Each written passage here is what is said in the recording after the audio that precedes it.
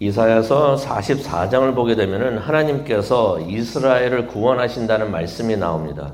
이스라엘을 이제 바벨론에서부터 이제 구원하시는 것을 이제 예언이 되죠. 왜냐하면 이 말씀을 선포하신 이사야를 통해서 선포하신 후에 100여 년이 지난 다음에 1세기가 지난 다음에 일어나는 일이기 때문에 이것이 예언인 것을 우리가 알게 됩니다.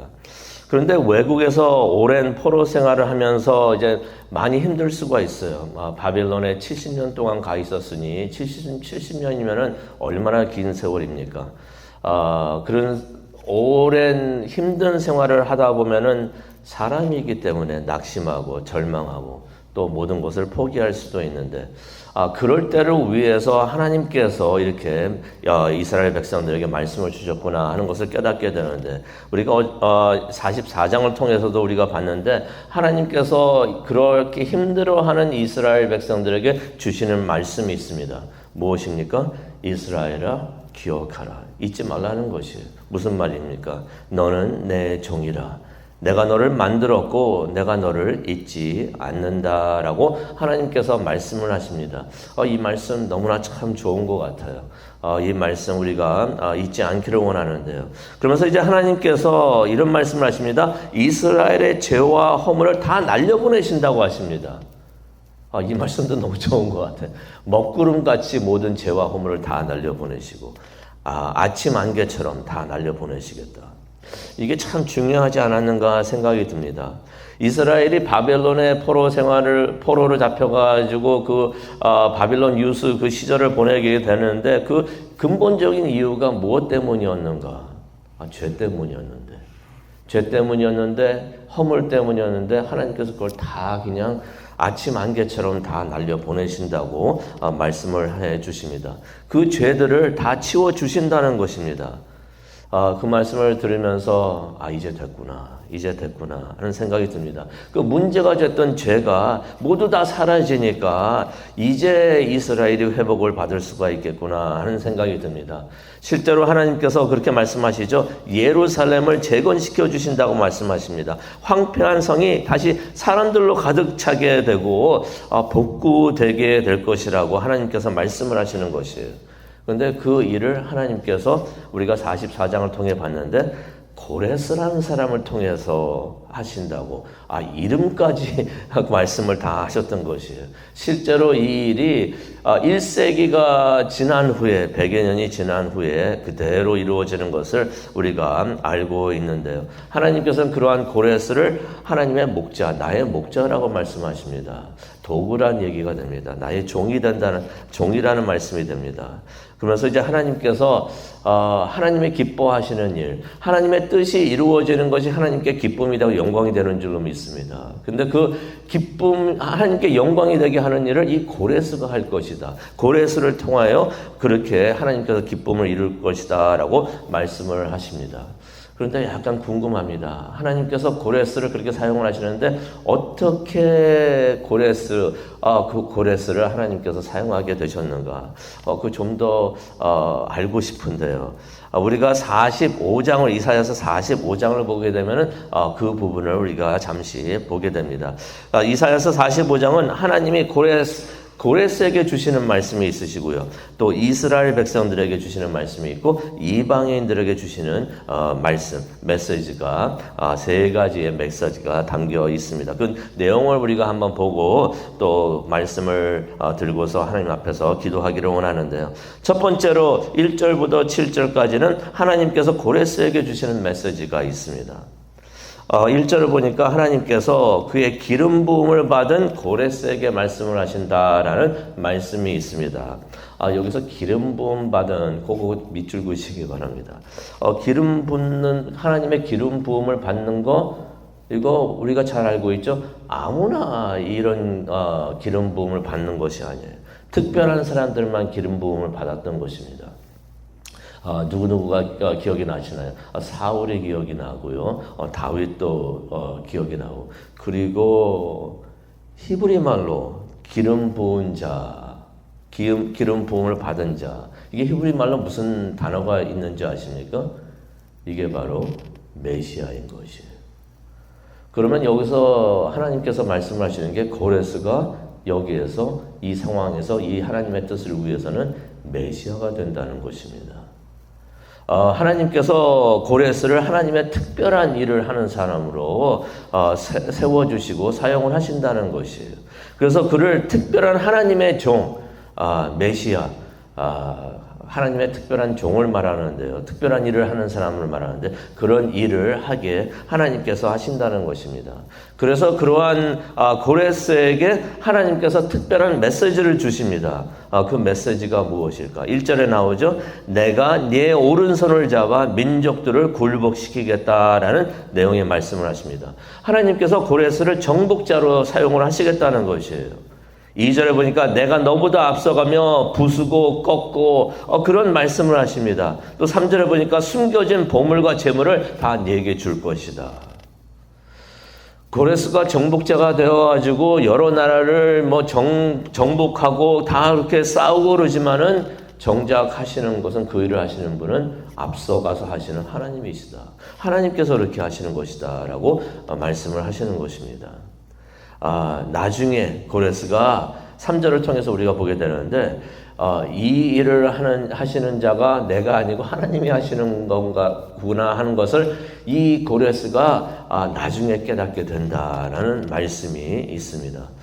이 말씀도 참 이게 축복의 말씀이 되는 건데 하나님께서는 항상 하나님의 뜻을 위해서 일하고 계시는 줄로 믿습니다. 우리 곁에서 또 우리를 통해서 하고 계시는데 그 하나님이 하시는 것을 깨닫는 자, 이게 복받은 자가 되는데 고레스가 당시에는 모르지만 나중에는 깨닫게 된다고 하니 고레스가 복받은 자였구나 하는 것을 또 깨닫게 됩니다.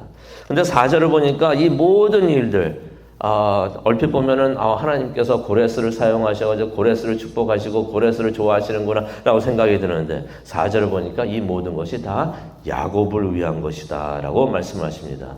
야곱, 다시 말해서 이스라엘 백성들을 말하는 거죠. 이스라엘을 위해서 고레스를 불러서 사용을 하시는 것이다 라는 말씀이 나옵니다.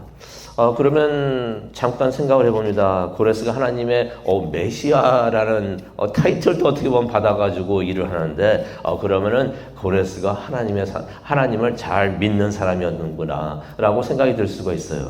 근데 그거는 또 아닙니다. 5절을 보게 되니까 고레스가 하나님의 택하심을 받아가지고 하나님의 특별한 일을 하지만은 5절에 나옵니다. 고레스는 하나님을 알지 못하는 사람이었구나.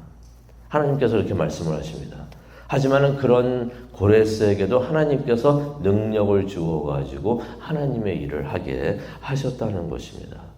그러면서 이제 하나님이 고레스에게 주시는 메시지가 있습니다. 5절입니다. 나는 여호와라. 나 외에 다른 신은 없다. 큰 울림이 있는 말씀이 아닌가 생각이 듭니다. 7절입니다. 나는 빛과 어둠도 만들었으며 평화도 만들고 환난도 창조한다. 나 여호와가 이 모든 일을 한다. 라고서 하나님께서 고레스에게 메시지를 주십니다. 다시 말해서 무슨 메시지입니까? 하나님은 여호와는 전능하신 하나님, 유일하신 전능하신 하나님입니다. 이 고레스가 이것을 하나님을 모르지만은 이것을 하나님께서 그 고레스에게 이러한 메시지를 주시는 것을 우리가 깨닫게 됩니다. 우리도 이것을 깨닫기를 원하는데요. 우리가 힘들고 두려울 때, 낙심되고 또 절망되고 주저앉고 싶을 때 전능하신 하나님, 고레스 같은 사람, 하나님을 모르는 사람까지도 하나님의 뜻을 이루기 위해서 하나님의 일을 하게끔 세워주시는 주관하시는 모든 것을 주관하시는 하나님께서 하나님의 보좌 위에 앉아 계시면서 모든 것을 다 주관하고 계시고 하나님의 사람들을 위해서 이렇게 하고 계신다는 것을 우리가 깨닫기를 원합니다. 그러면서 그것을 통해서 우리가 힘을 얻기를 원합니다. 두 번째로는 이제 8절부터 19절까지의 내용이 되겠는데요. 이스라엘 백성들에게 주시는 하나님의 메시지가 기록이 되어 있습니다. 하나님께서 8절에 이런 말씀을 하십니다. 구름에게 명하셔가지고 공의를 비같이 내리게 하신다라는 말씀이 있습니다. 그러면 땅이 입을 열어가지고 구원이 열매를 맺고 정의가 싹트게 하게 하실 것이다 라고 하나님께서 말씀하십니다. 하나님께서 계획하신 구원의 축복을 그냥 막 내려주신다는, 부어주신다는 것이에요. 오늘 아침에 오다 보니까 비가 내렸던 것 같아요. 그렇게 이것보다도 더 많이 그냥 충분히 그냥 확 많이 부어주신다는 것입니다. 그런데 이게 솔직히 이스라엘 입장에서는 약간 이게 불편할 수가 있어요. 이 모든 상황이 불편할 수가 있습니다. 이렇게 생각을 할 수가 있겠죠. 성경에는 안 나와 있지만은 이런 생각을 하지 않았을까 생각이 듭니다. 왜 우리의 장래가 외국 지도자에 의해서 좌우되어야 하는가? 고레스 하시는데 왜 하나님도 모르는 이방인이 이런 일을 해야 되는가? 근데 실제로 이스라엘 백성들이 그런 생각을 했던 것 같습니다. 그러면서 하나님의 말씀을 거부했던 것 같아요. 이스라엘 백성들이. 그래서 하나님께서 9절에 이런 말씀하십니다. 질그릇이 자기를 만드신 북과 다투려고 하는가? 진흙이 토기장이에게 뭘 만들고 계시는가 하면서 따지는가? 라고서 하나님께서 질문을 하십니다. 그러면서 11절에 이런 말씀하시죠. 내 자식의 일로 감히 내게 묻는가? 내가 한 일에 대해 네가 명령하는가? 라고서 하나님께서 말씀하십니다. 이스라엘 백성들에게 하나님께서 무슨 말씀을 하십니까? 이스라엘 너희들은 하나님이 하시는 일을 가지고 따지면서 질문할 권리가 없다는 것입니다. 하나님은 그들을 창조하신 창조주 하나님이 되시는 것이에요. 그가 고레스를 일으켜서 사용하심은 13절입니다. 고레스를 일으켜서 사용하심은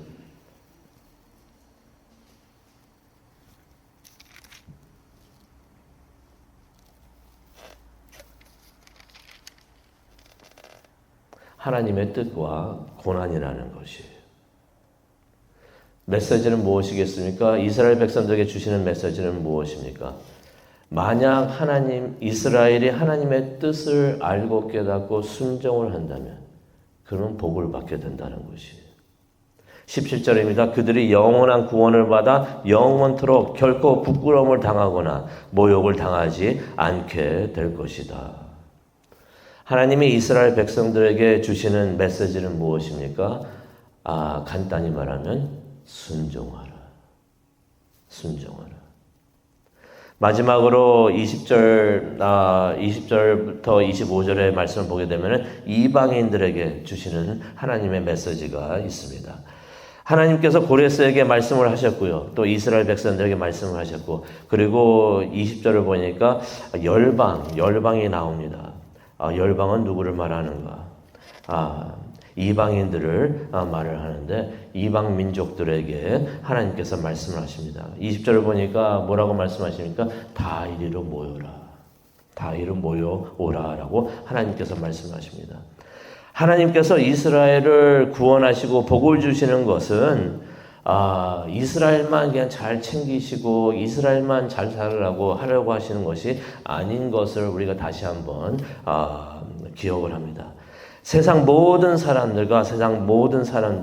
있는 모든 사람들이 다 복을 받게 하려는 것이 하나님의 뜻과 하나님의 계획이라는 것이에요.